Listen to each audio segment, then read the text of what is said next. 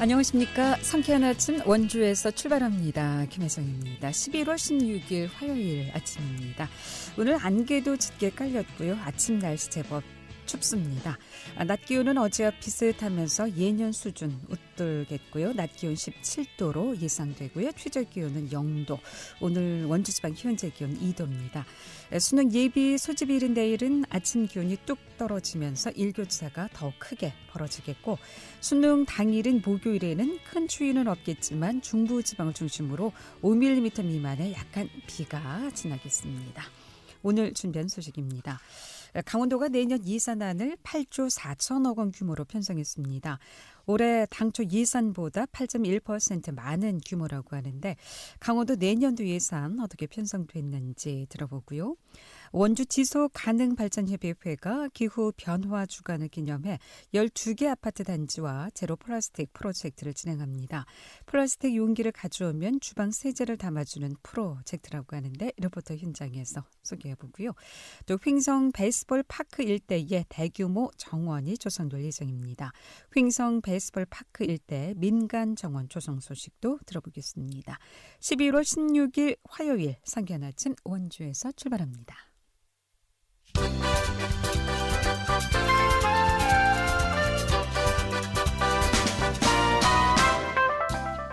헤드라인 뉴스입니다. 원주 공공 반려견 쉼터가 월 평균 2,000명이 넘는 이용 실적을 보이고 있으나 접근성 개선과 시설 규모 확대 등 보완책 마련이 요구되고 있습니다.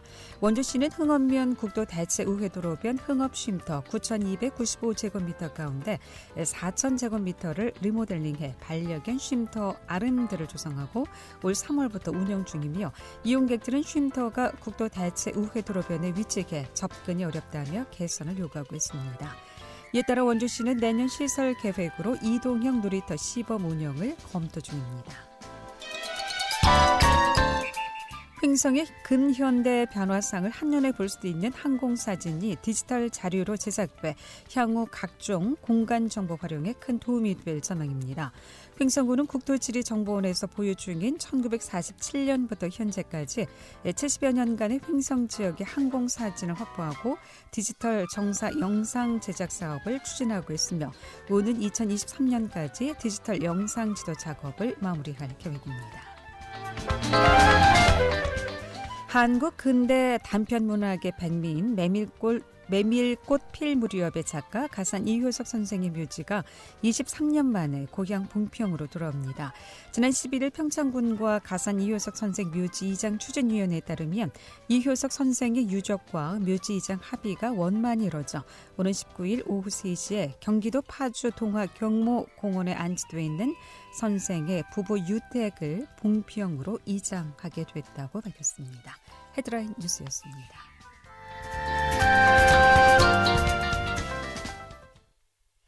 네, 강원도가 내년 예산안을 8조 4천억 원 규모로 편성했습니다.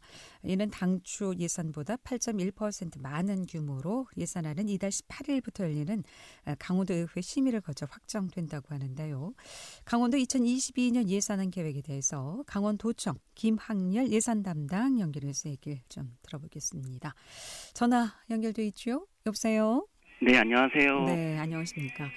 강원도 내년 예산이 이제 8조 4천억 원, 강원도 최초 8조 원대 진입이죠?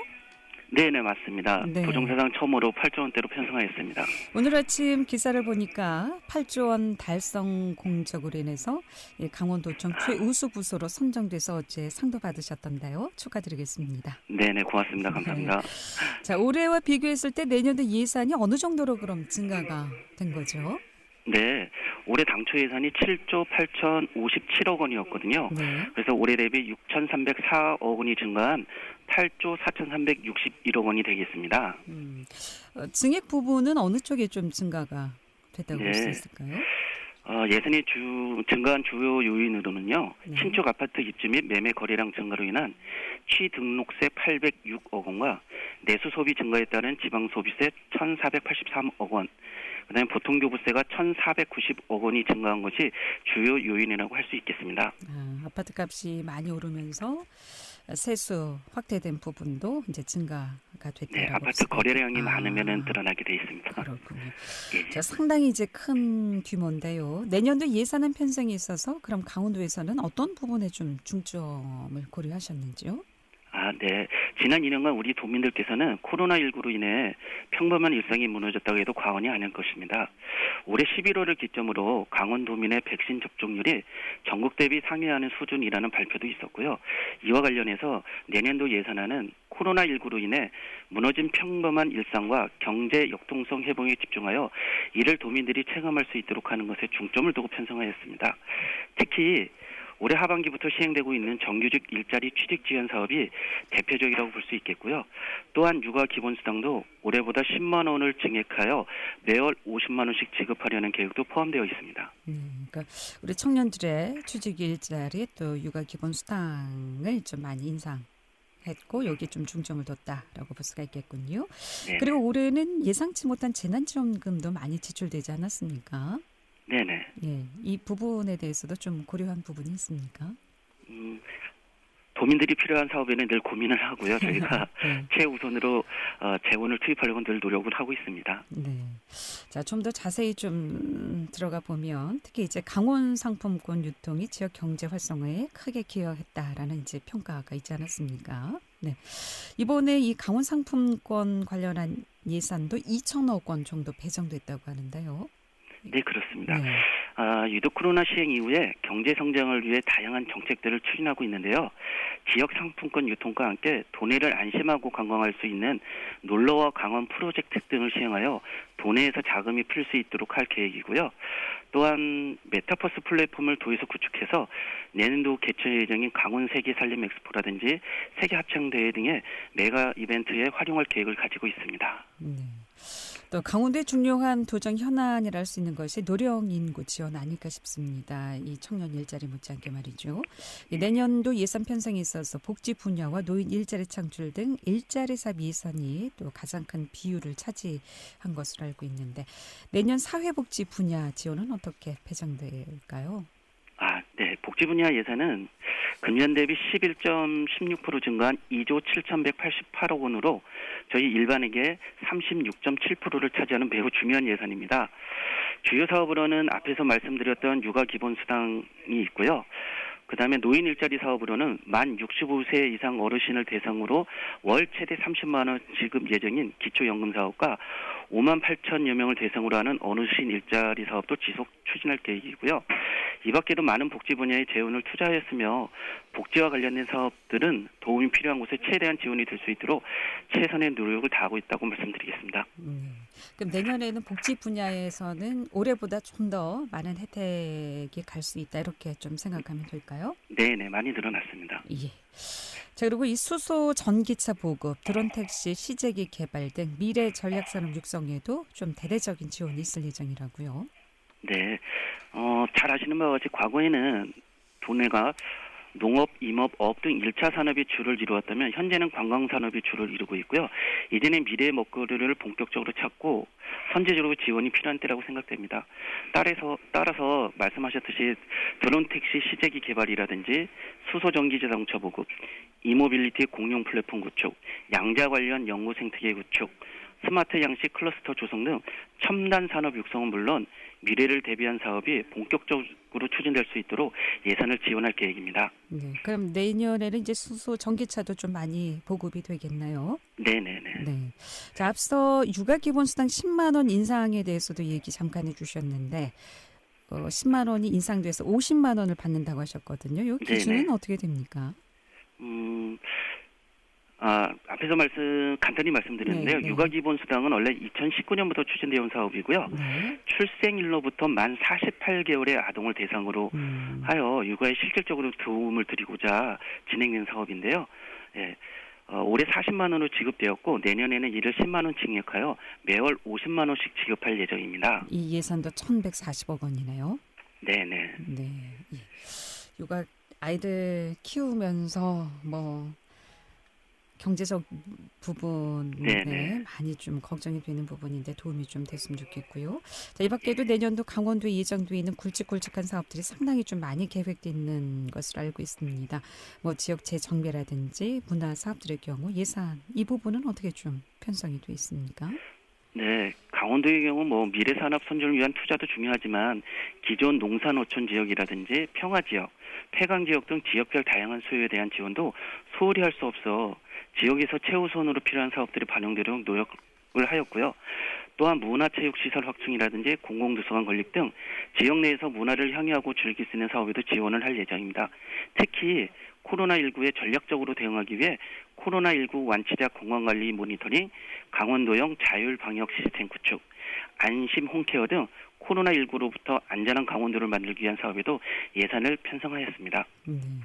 자, 18일부터 이제 강원도의회 심의가 이제 시작된다고 하셨는데 이 심의가 아무래도 관건이겠죠. 이렇게 예산은 세워놨어도 예산과 관련한 앞으로의 일정은 어떻게 됩니까?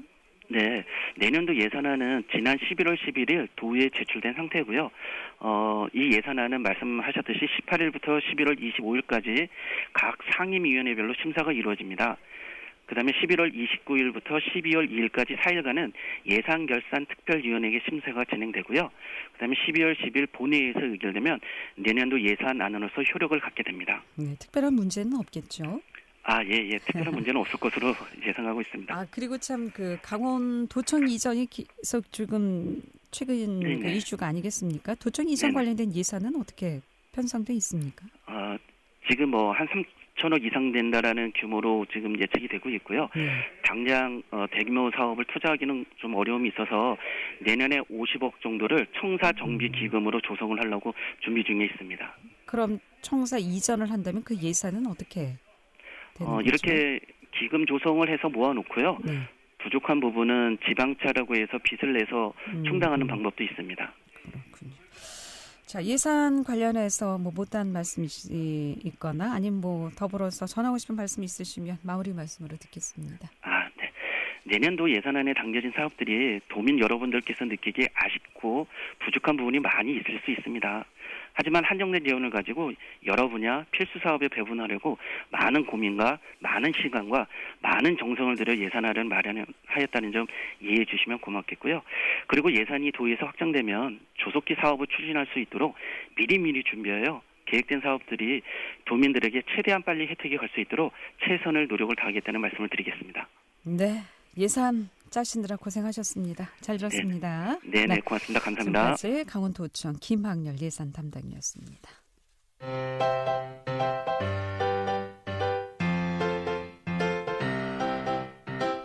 KBS 원주방송국이 유튜브 다시 듣기 서비스를 실시합니다. 매일 아침 강원 영서남부권의 뉴스와 정보를 전해드리는 상쾌한 아침 원주에서 출발합니다는 KBS 원주라디오 유튜브 채널을 통해 다시 들을 수 있습니다.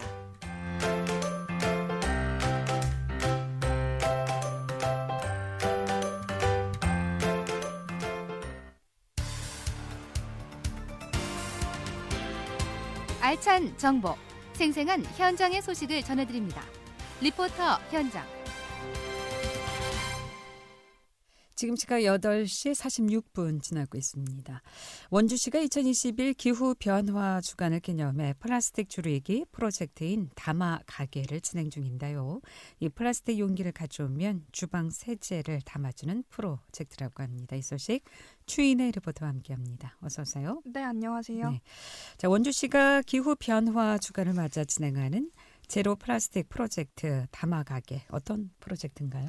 네, 원주 지속가능발전협의회는 11월 9일부터 26일까지 관내 12개 아파트 단지와 함께 제로 플라스틱 프로젝트인 담화가게를 진행합니다.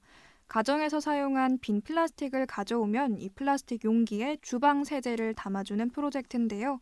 2년 가까이 코로나 상황이 지속되면서 배달 사용이 늘고 일상생활에서 플라스틱 소비가 급증하면서 이 플라스틱 소비가 사회적 문제가 되고 있습니다.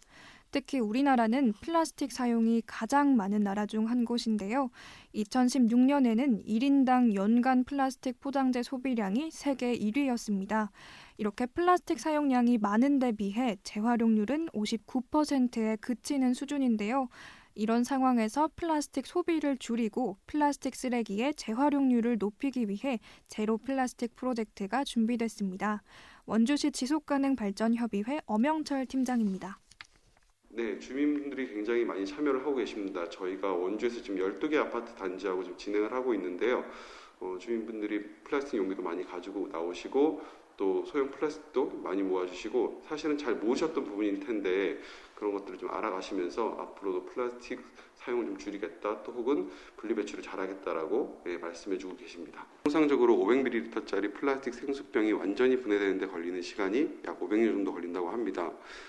저희는 이 플라스틱을 분리배출 잘해서 재활용률을 높이는 것도 중요하긴 하지만 사실 가장 중요한 것은 플라스틱 소비 자체를 줄이는 거라고 생각을 합니다. 그렇기 때문에 원주 시민 모두가 이런 취지에 공감하라고 작은 실천을 함께 할 수 있도록 저희가 계속 노력해 나가겠습니다. 네, 그럼 프로젝트는 어떻게 진행되고 있고요? 지역 주민들은 어떻게 잘 참여하고 있습니까? 네, 이번 프로젝트는 사전 신청한 12개의 아파트 단지에 마련된 부스에서 주민들의 참여로 진행되고 있는데요. 이 가정에서 사용하고 버릴 플라스틱 용기를 가져오면 주방 세제를 담아줍니다.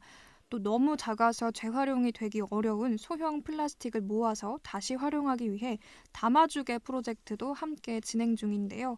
음료병 뚜껑과 같은 소형 플라스틱을 가져오면 이 소형 플라스틱들을 모아 업사이클링한 치약자개로 교환해줍니다.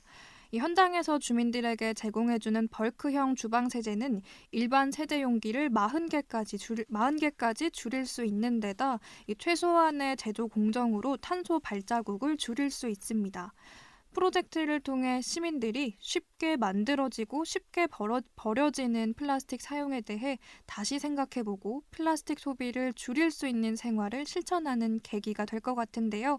이 다마가게 프로젝트 현장을 찾은 주민 이야기 들어보겠습니다.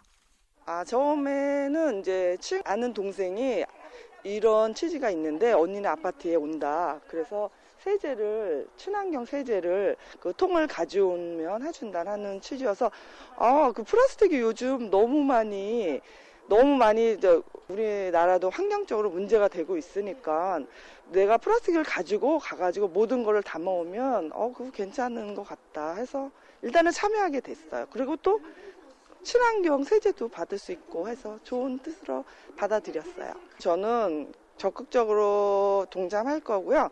플라스틱을 만약에 이런 식으로 하면 약간 주부들은 사실은 좀 귀찮은 것도 있거든요. 근데 한 사람 한 사람이 참여하는 게 저는 옳다고 생각을 해서 환경적으로도 좋은 것 같은 취지로 참여할 수 있을 것 같아요. 네, 이번 다마가게 프로젝트는 플라스틱 소비 증가로 인한 사회적, 환경적 문제를 시민들이 체감하고 일상 속 실천에 대해 고민하는 계기가 됐을 것 같은데요. 일상에서 플라스틱 사용을 줄이는 습관을 실천할 수 있도록 현장에서는 제로웨이스트 상점에 대한 정보를 제공하기도 했습니다. 이 제로웨이스트는 일회용품을 사지도 쓰지도 버리지도 말자는 운동인데요. 지속 가능한 소비 생활 양식으로 새롭게 떠오르고 있습니다. 이 운동과 더불어 플라스틱 용기 대신 리필로 상품을 파는 리필샵을 이용하고 음식을 포장할 때는 직접 용기를 가져가기, 재활용률을 높이기 위해 플라스틱 용기를 버리기 전에 깨끗이 세척하기, 이런 생활 습관으로 플라스틱 사용을 줄일 수 있습니다. 네. 이런 프로젝트를 통해서 우리 시민들도 플라스틱 사용 문제에 대해서 좀 함께 생각하고 또 함께 줄일 수 있는 그런 계기가 됐으면 좋겠습니다. 추인의 리포터 잘 들었습니다. 네, 감사합니다.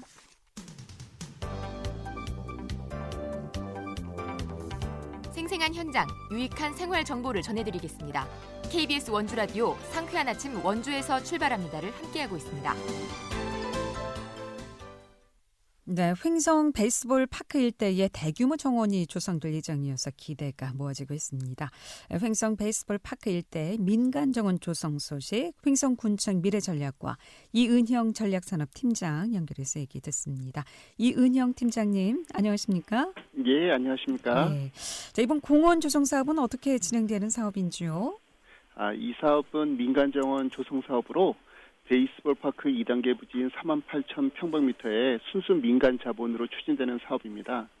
이번 달 10일 원주 허브품과 투자 협약을 체결하였는데 남원주 역세권 개발구역에 있던 식물박물관 이전 부지를 찾던 중 우리군 대외협력관님의 홍보로 투자를 결정하게 된 사항입니다. 그렇군요. 이 횡성 베이스볼 테마파크 근처라고 하는데 횡성 베이스볼 테마파크는 네. 또 어떤 곳인가요? 아, 예. 당초에 베이스볼 파크는 한우 문화촌으로 개발하려다가 이 개발이 이제 좀 원활히 되어 있지 않아서 네. 공급면 매곡리 일대 26만 3천 평방미터 부지에 2012년부터 생활체육 저변에 맞춰 야구장 4면을 포함한 스포츠 시설로 조성된 곳입니다. 이곳은 지금 올해 기준으로 한 15개 정도 대회에 4만여 명이 참여하고 총 이용 인원이 한 5만 명에 달하는 강원도 대표 야구 시설입니다. 네, 근처에 조성되니까 또 많은 분들이 이용할 수 있겠군요. 예, 그렇습니다. 당초 계획했던 사업 대신 이제 민간 정원이 조성됐는데요. 그 이유는 뭘까요? 아, 예, 이게 당초에는 저희가 그 2단계 사업 부지는 그 1단계 사업 부지에서 이제 연계된 사업으로 해야 되는데 네. 그 총 11만 9천 평방미터 중에 그 가용 면적, 개발 가용한 면적이 4만 8천 평방미터밖에 안 됩니다. 네. 그래서 나머지는 다 주변이 녹지 지역이라서 그것과 어울리는 시설이 저희는 이제 정원이라고 생각해서 저희 횡성군이 사업을 그 산림청 공모 사업으로 선정이 돼서 추진을 하던 중에 강원도 투자심사에서 계속 그 부적합 판정을 받았습니다. 예, 그래서 뭐 그 심사위원분들께서는 강원도가 워낙에 이제 그 산림이 많은 곳인데 네. 이 공공기관에서 이제 정원을 조성하는 것이 과연 사업성이 있겠느냐 이런 우려들을 많이 하셨고요. 그렇게 돼서 저희가 2019년 1월 민간 차원에서 조성하게 되는 계획을 수립해서 추진하게 되었습니다. 그럼 이번 사업은 적합 판정을 받은 건가요? 그렇죠. 2019년 1월부터 해서 이제 공공이 아닌 민간 차원에서 하는 것은 이제 추진해 보자라는 식으로 승인을 받아서 저희가 추진하는 사업이고요.